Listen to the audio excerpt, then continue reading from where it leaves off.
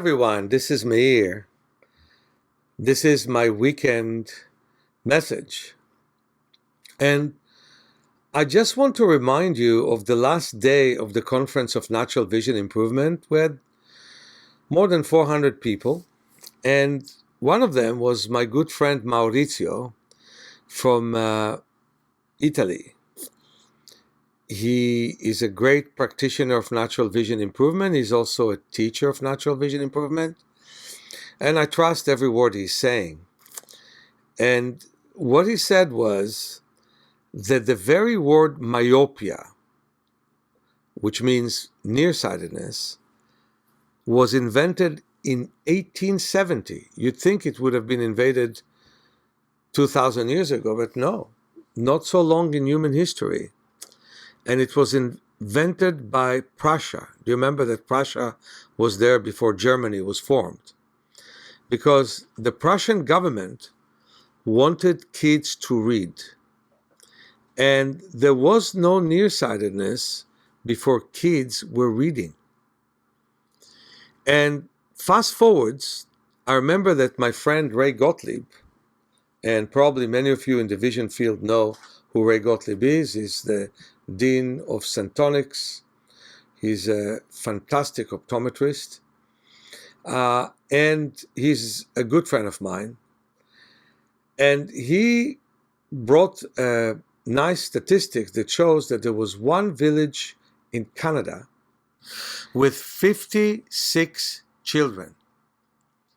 What was interesting is that 28 out of them were nearsighted and were wearing glasses.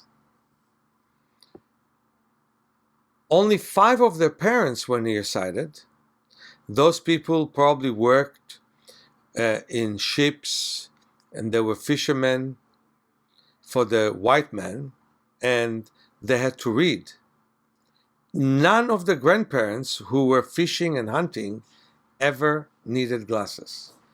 They also did not know how to read.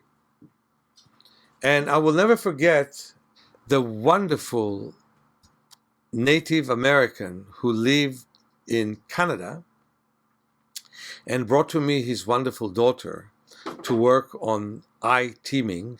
And it's actually written in my first book, Movement for Self-Healing, based on Vision for Life. It was really, really interesting how I helped her recover vision in an eye that she, her parents, and all of her doctors, the best ones in Canada, thought that she's blind in that eye, but nobody realized that she was actually lazy in that eye, which means the brain did not use it. And I was able to help her find that she works with that eye, and the parents were very excited. Well, he was able to hunt, but because he reads, in his 60s, he did need reading glasses. So what I want to say is that we have to understand that looking from near is hard on the eyes. Looking excessively from near harms the eyes. Taking no breaks is hard on the eyes. And I'll never forget the anecdote that a 15-year-old was brought to an ophthalmologist by her mother in Israel, and she needed glasses. She couldn't see the board anymore. And the ophthalmologist was intuitive, which is very unusual. And he asked the mother, is she playing out? And the mother said, no, she's on the computer all day. He said, you got to send her to play out each time after half an hour of using the computer. She came back in 2 months and no glasses were needed. My friend, if it happened to a 15-year-old, if it happened to a Inuit school, we all need to understand that there are things we can do that can get us to see better. And our teaching is so important that it can prevent most existing eye disease.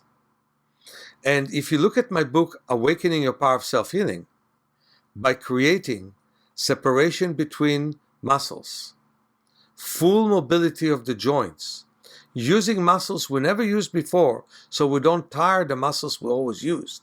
I just met with a very robust man, and he complained that he's training his muscles playing rugby.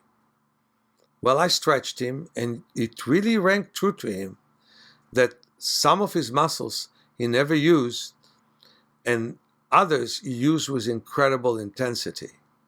And that's true about us all, especially about my good friend and colleague Vic Gagliardi, who's now in Florida, who really understood that incredible phenomena in nature. So when I'm going to teach my first workshop, I'm going to work on those two main things. Guarding your eyes with good new visual habits. And where better it is to start than in nature.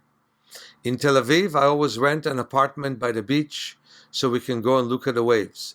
Here in San Francisco, we're by the ocean, and we had the water damage. We're not recovered yet, but I'm optimistic that within a month we will recover completely. And then we can announce on classes here. But before, I'll have a class in Jacksonville, Oregon, where there's great opening. And I think things are going to go fantastically there. You're going to learn how to not have myopia, how to not have macular degeneration, how to not have glaucoma.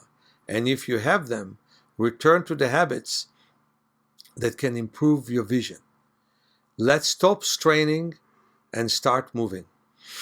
And this is my message. Work on yourself in a whole new, relaxed way.